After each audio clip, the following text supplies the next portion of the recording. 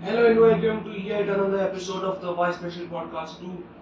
आज हमारे साथ है आज की हमारी गेस्ट एक अचीवर रचना जिसने इंटरनेशनल लेवल पे भारत का नाम रोशन किया है। रचना, तुम्हारा स्वागत है द वाई स्पेशल पॉडकास्ट 2 में। थैंक यू राज। सबसे पहले तुम हमें अपने बारे में बताओ, तुम कौन सा स्पोर्ट्स खेलते हो और क्या क्या अचीवमेंट्स है तुम्हारे। मेरा नाम रचना है। मैं स्विमिंग चैंपियन हूँ। स्विमिंग में 2 सिल्वर मेडल लेके आई हूँ और इंडिया का नाम रोशन किया है। Thank you Rachna for making us proud. Rachna, जब तुमने इंटरनेशनल प्लेटफॉर्म पे परफॉर्म किया तो वो एक्सपीरियंस कैसा था? इनफैक्ट मैं बहुत अच्छा था। मैंने स्विमिंग बहुत अच्छी तरह करी थी और बहुत खुश भी थी और मुझे सब लोगों से मिलने का भी मौका मिला। अच्छा लगा हमें तुम्हारे एक्सपीरियंस के बारे में जानकर। अब बढ़ते हैं अगले सवाल की ओर। तुम्हें इंस्पिरेशन कहाँ से मिलती है? क्या तुम्हारा कोई आइडल है? माइकल से पैप्सल से मुझे मिलती है। वो बहुत अच्छा स्विमर है। मैं उसकी वीडियो फॉलो करती हूँ। ओह, माइकल फेल्प्स मुझे भी बहुत पसंद है, बहुत ही अमेजिंग स्विमर है। बढ़ते हमारे अगले सवाल की ओर। रचना, तुम्हें अपनी जर्नी में बहुत से लोगों का सपोर्ट मिला होगा, लेकिन सबसे ज्यादा एनकरेज तुम्हें किसने किया? मेरे पेरेंट्स ने। अच्छा। मेरे पापा मेरे कोच भी हैं और उन्होंने बहुत अच्छी ट्रेनिंग सिखाई है मुझे। वो रचना, ये तो बड़े गर्व की बात है। रचना, एवोल्यूअर्स में तुमने जो ट्रेनिंग की है उस ट्रेनिंग के बारे में तुम हमें बताओ। गवर्नमेंट में ट्रेनिंग हमने अमेजोन के लिए की थी। वहाँ पे जाके हमको बहुत ज्यादा सीखने को भी मिला और बहुत मजा भी आया। अरे वाह, अच्छा लगा ये जानकर। बढ़ते हैं हमारे अगले सवाल की ओर। रचना, इस ट्रेनिंग से तुम्हें क्या सीखने को मिला और ओवरऑल तुम्हारा एक्सपीरियंस कैसा था? मैंने बहुत अच्छा था। मैंने बैगिंग सीखी, शॉटिंग सीखी, लिफ्ट बैग सीखा और मैं आगे जॉब के लिए तैयार हूँ। बहुत अच्छा लगा ये जानकर कि अब तुम अपने प्रोफेशनल वर्ल्ड में जाने के लिए तैयार हो। Rachna, you are an inspiration to अस।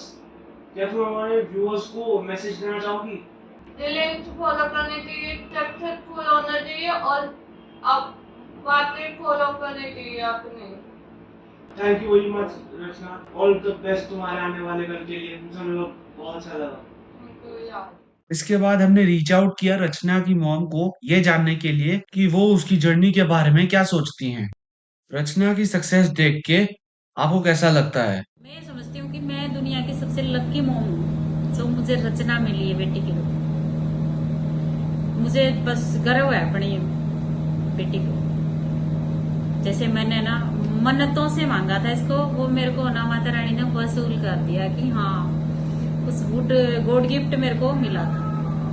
रचना के टैलेंट को आपने कब पहचाना? रचना 7 ईयर की थी तब गई थी ये प्लेमेंट्री स्कूल से, वहाँ कोच लेके गया था तो वहाँ पे इसका मेडल आया। वहां से हमें मतलब हिम्मत मिली कि ये कुछ कर सकती है। तो उसके बाद वो उनसे स्पेशल जो बच्चों को टैलेंट करते हैं उनसे मिले और इससे बस आगे बढ़ते बढ़ते फिर हमें भी हिम्मत मिली। दूसरे स्पेशल नीड्स के बच्चों के पेरेंट्स के लिए आपका क्या मैसेज है? मेरे तो यही मैसेज है कि भी किसी भी मम्मी पापा को ये नहीं सोचना चाहिए कि बच्चा वीक है। वो कुछ भी कर सकते हैं अगर हम कदम उठाएं तो, आगे बढ़े तो। हमारे बस से आगे कदम बढ़ाने की कमी है। अगर कम कदम बढ़ाएंगे तो वो नॉर्मल बच्चों से भी कई गुना बेटर है। अब हमारे साथ है शालू मैम जो एवोल्यूअर्स चलाती हैं और रचना ने उन्हीं के यहाँ एम्प्लॉयबिलिटी ट्रेनिंग ली है। शानू मैम, आपका स्वागत है एक बार फिर द वाइस स्पेशल पॉडकास्ट 2 में। बहुत बहुत शुक्रिया Yuvraj, and it's very nice to be here again. Thank you. Ma'am, Evolvers is enabling the special needs individuals। आप अपने प्रोग्राम्स के बारे में कुछ बताइए। पहले तो मुझे बहुत अच्छा लगा कि आपने स्पेशल नीड इंडिविजुअल्स बोला है और स्पेशल नीड चिल्ड्रन नहीं बोला है, क्योंकि हम लोग बड़े स्टूडेंट्स के साथ काम करते हैं, जो स्टूडेंट्स 15-16 या उससे बड़ी एज के हैं। और जैसे कि आपने पहले बोला कि हम एम्प्लॉयबिलिटी पे काम करते हैं, जिस प्रोग्राम का रचना भी एक हिस्सा है।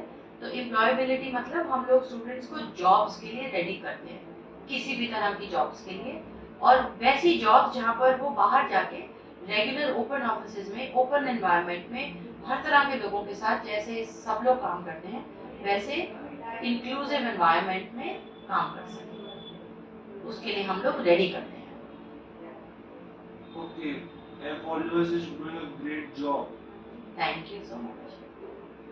अब बढ़ते हैं हमारे अगले सवाल की ओर। What are your thoughts on Rachna's journey? So, I think Rachna's journey is nothing short of amazing।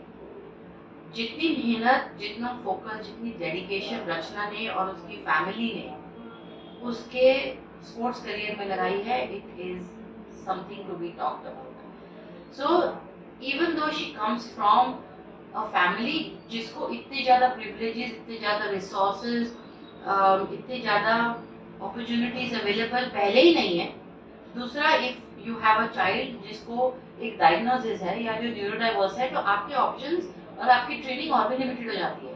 लेकिन जिस तरह से उसके फादर, उसके ब्रदर, उसकी फैमिली, उसकी मदर ने रचना को ट्रेन किया और सपोर्ट किया फुल डिसिप्लिन के साथ, दैट इज अमेजिंग। हमारे पास तो वो थोड़े ही देर के लिए आती है और हम लोग उसकी एम्प्लॉयबिलिटी और सॉफ्ट स्किल्स पे काम करते हैं, लेकिन जो कुछ उसने घर से, जो कुछ उसने स्पोर्ट्स से, जो कुछ उसने अपने ट्रैवल पे, वो दुनिया भर में उसने ट्रैवल किया है, जो कुछ उसने वहां से सीखा है, इनफैक्ट वो आके हमारे स्टूडेंट्स को इतना इंस्पायर करती है। सो आई थिंक एक कलेक्टिव एफर्ट होता है।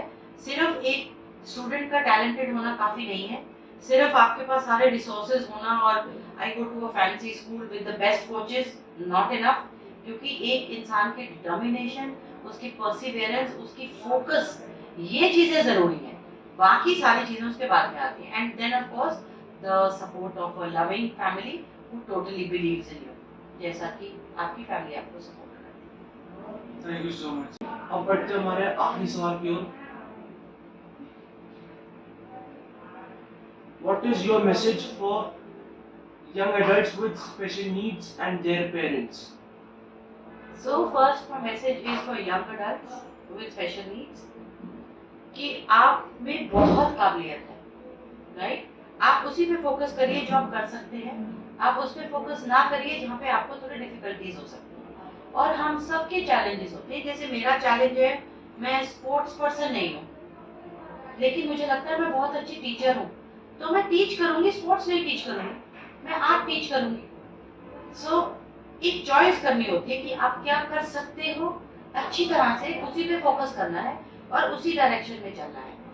हैविंग सेड दैट, मेरा young people with special needs and their parents के लिए एक मैसेज है कि कभी भी अपने डायग्नोसिस को don't use it as an excuse to get away with things.